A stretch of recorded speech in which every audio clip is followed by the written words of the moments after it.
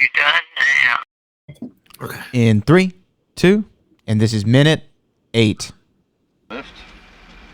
Yes, please. Thanks. I'm late for dinner date. Me too. Where are you going? Let's see. Hill House, off Route 41. Wait a minute, let me look at that. That's where I'm going. I got a letter like this.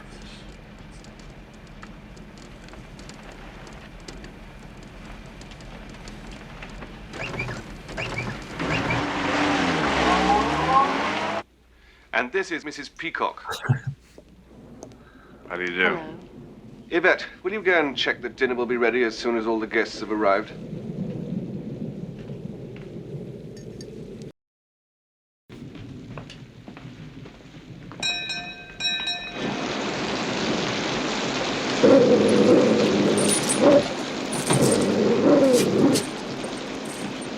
Is this the right address to meet Mr.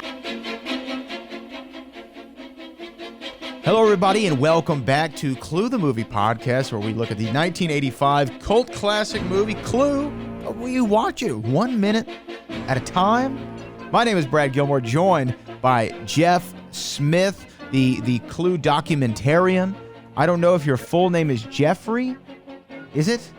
It is Jeffrey. It is Jeffrey. I'm Bradley. Yeah. Bradley and Jeffrey. Welcome to the Clue Movie Podcast with Bradley and Jeffrey. There you go. In real formal, or we're in trouble, or we're in the hospital somewhere, and that's how they're calling us on our sheet because they don't know.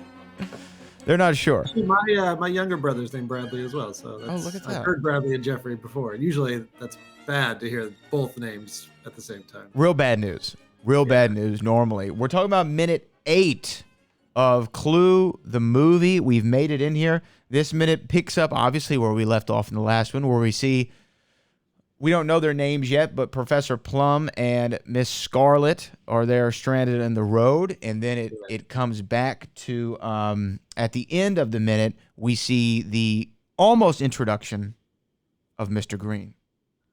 Yeah, he makes it to the front door, and surprisingly dry too. If you notice, he's not too wet. It's storming. Like somehow he got from his green car to the front door without issue. And then before Mr. Green, we even saw that great entrance of well, not even an entrance. She just suddenly was on the screen, Mrs. Peacock. Yeah, why that stuck out to me. Why is Peacock? Why does she not get a proper? She's not through the front door. She's just, well, I mean, I think it's great because it lets the smile of Eileen Brennan do her introduction, and the hat of her wonderful costume by Michael Kaplan suddenly just filled the screen out of nowhere. And even I've seen this movie 1,000 times, but as we were watching the minute, I did laugh out loud when she popped up on screen again because it's just, there she is. Yeah, I mean, I guess it would be a little bit repetitive and monotonous for everybody to come through the door one at a time. Maybe that's why I don't know if it was the director or the editor was just like, let's just have her here. We got it. Well, we'll see later. They originally filmed Wadsworth going to the door to get Mr. Body to bring him in. And they actually had a conversation at the front door as well. And then they came in, and as we'll see later, you hear them off screen, but you don't see them until Mr. Body walks into the dining room. So Eileen Brennan, I know you go into in the documentary. By the time people are hearing this, I think there's been a few screenings. Yes, and people have seen the movie now. But in the doc, you do go into backgrounds of each of the actors who are in the principal cast. Eileen Brennan, what other than Clue, what would people most know her from? She would be most known from Private Benjamin, which was kind of an army comedy in the early 80s starring Goldie Hawn. Mm-hmm. She was her tough drill sergeant. She was nominated for an Academy Award for Best Supporting Actress for that. I think that was 82, so that would have been 3 years before Clue. But then between Private Benjamin and Clue, she was in this terrible car accident that almost killed her, and so she was out of commission for a while, and she actually got addicted to painkillers during this time. I mean, she had a rough, between Academy Award nomination and stepping onto the set as Mrs. Peacock, a lot happened to her. In the cast, so far, including Eileen Brennan, were to meet Leslie Ann Warren and whom else? Whom else did we meet? Have we met Miss? Yeah, we already met Mrs. White, Yeah. Madeline Kahn. So they Third. all three Yeah. nominated for Academy Awards. At some point, yeah, none for Clue, but yes, for different earlier projects, yeah. I wonder. So I guess the Academy was a quite little. cast. Yeah, it was quite a cast, but it seems like the Academy, when did they start taking themselves a little too seriously? Like, when did the Oscars get to where they were kind of parodied in Tropic Thunder of like, you have to do these crazy parts in order to get recognition? I think the Oscar. Okay, this is a fun tangent, but I do have an opinion. I think the Oscars for the last couple of years have been trying to figure out where to find that sweet spot with being politically sensitive without jumping on one side. It just seems like each year they're like, we're really focused on young people this time. And that's when you get the Franco Hathaway hosting Oscars insanity. And then you get, well, then there's no host, or they don't know who they are right now, I think. Now, Best Supporting Actresses, which is what all three of those actors from Clue were nominated for, sometimes get a little fun with their nominees. You know, Marissa Tomei won for Best Supporting Actress. I think that's for, probably the most. My Cousin Vinny. Probably, yeah. I think Most that's when notable. everybody went, "Oh, A 1985 Buick Skylaw. there is a quote. I quote from My Cousin Vinny, but I won't say it here. But it's a good line from there, and it's about accuracy for those fans that know My Cousin Vinny, directed by Jonathan Lynn, who directed Clue, and we're back. We've circled back. We've circled all the way back. It's So yeah, I Oscar. mean, but just the Oscars, yeah, they've kind of go in and out. I thought about nominations such as a Marissa Tomei, or even we mentioned Tropic Thunder, Robert Downey Jr.'s nomination in the Yeah. early aughts for Tropic Thunder is something that you just kind of don't see from them. So again, Leslie Ann Warren, Madeline Kahn, Eileen Brennan, all Oscar winners. She just appears on the screen as Mrs. Peacock. We don't see much else from there. Earlier in the minute, though, we got to really see Christopher Lloyd and Leslie Ann Warren kind of officially for the first time on the screen. We saw the silhouette of Miss Scarlet previously, and now we see different introduction. We see them from a distance and hear them. I mean, we hear Professor Plum before we see him too, and we don't know who he is. And he's kind of using the creepy Christopher Lloyd voice when he says, "Want to lift?" But then we see the confidence of Miss Scarlet because it doesn't phase her at all. She says, "Yes, please," and jumps right in. Well, yeah, she goes, "Yes, please." Like it was a creepy intro and a very I don't know, a flirtatious retort. There's a lot going on, but just in her strength as a person of not being afraid of. It's not the most ideal circumstance to have your car break down on a road full of fog machines. It's terrible. And then a terrible storm comes out of nowhere. Yeah, it's awful. And then your house is a matte painting. It's not even real. There's no ceiling. It's terrible. If you can, because when they get into the car, she's like, "I'm on my way to a dinner party." He goes, "Oh, I'm on my way to a dinner party too." And they kind of figure out they're going to the same place. If you have the ability, because maybe you don't, but to go back to when you first saw, or in your first viewings of the film, Okay. what was, were you trying to put together like, okay, what is this dinner party about? I mean, obviously when you know Clue, a murder has to happen. If you know the game, there's something going to happen here. Were you putting it together ever in the early goings of the Jeff Smith's watching of this film? At the young age. No, but I still to this day, when I watch murder mysteries, I really don't try to figure it out. I just like going along for the ride. So if I do figure it out, I'm kind of disappointed because I wasn't even trying. So as much as I did enjoy the last Scream movie, that was a little disappointing that it was kind of obvious who the bad guys were. Right. The whole time. Yeah. Yeah. You don't want it to be obvious, but in a movie like this, let me ask you, because I don't think the Clue the movie is really, it's not really about the mystery, right? Not really, because at any point somebody could probably leave the house and the movie would be over, but they all stay for reasons. Just because they don't have a key or they might have to run from a dog, they could get away if they wanted to go.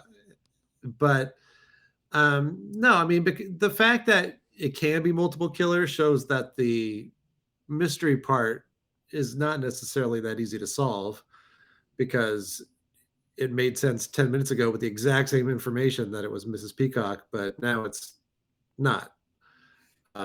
So that's why I don't think.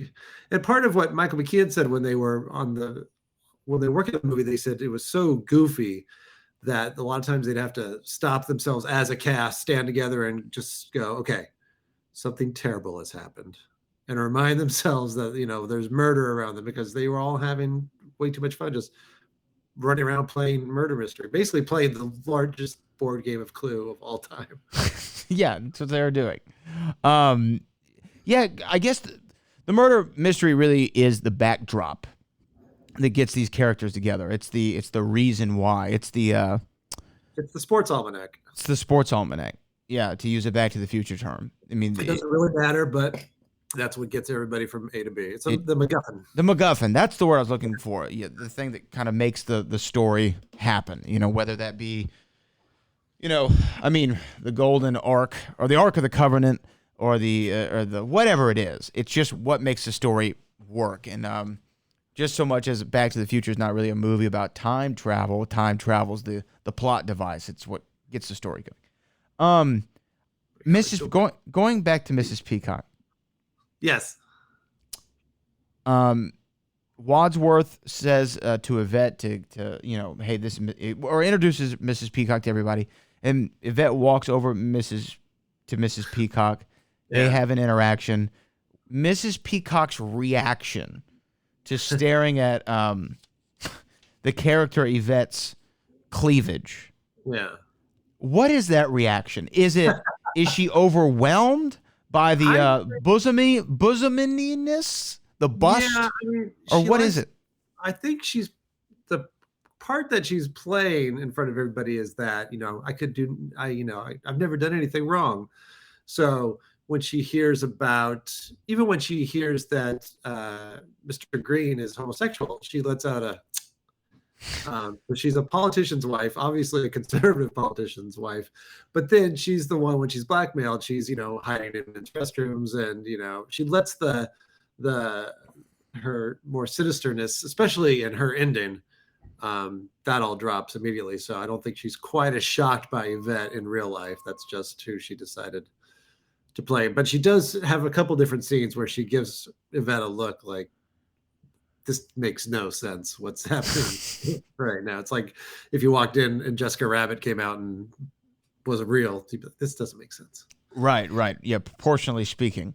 Colleen Camp in the film. Yeah, they definitely, I mean, this is already, I think we have 2 or 3 references to the physique of the actress. But that I just found hers interesting because I tried to read the mind. It wasn't like, I mean, was she appalled by what she was seeing? Is that what we would take? Maybe, but I think it was more like it looked like a car wreck that you're just staring at, and you shouldn't.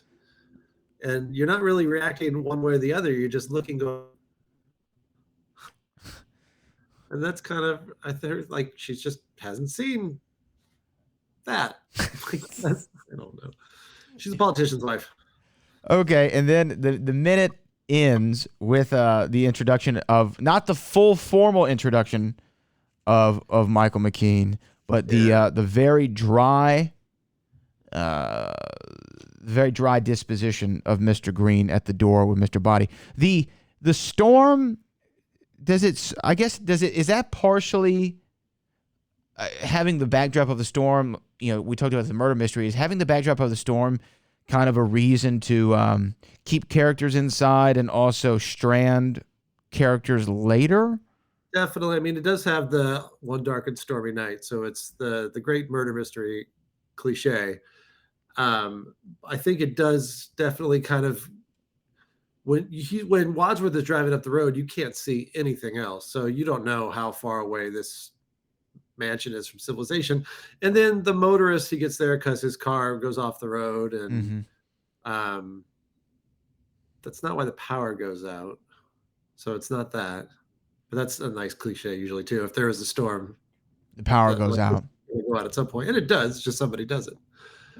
But yeah, I just think it's probably just the dark and stormy night aspect of the murder mystery.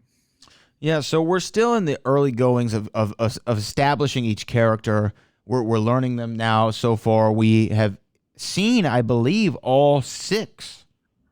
We haven't met them all, but we've seen them all. Yeah, I think, Mr. Green's last to arrive, and he doesn't really get an intro to everybody else. He just talks to Wadsworth at the front door, and then the next time you see him, he's about to spill his drink on Mrs. Peacock. Well, you know what? I mean, we have still a little bit to go to get to that. And then the reasoning why we're all here, we still don't know. But we're about to get into, really, after these first few minutes, you're going to get into the zippiness of the dialogue. A lot more of the plot's going to be revealed in upcoming minutes. But I don't know. Do you have anything else, Jeff, for minute 8? No, this is just, we're getting people just into their places. Yeah. So I'm excited to go into the next one. Well, we're gonna pick back up for the next episode with minute 9 of Clue the movie. You can find all the information on the doc at cluedoc.com. That's cluedoc.com. You can find me on all social media at Brad Gilmore. We're gonna be back with minute 9.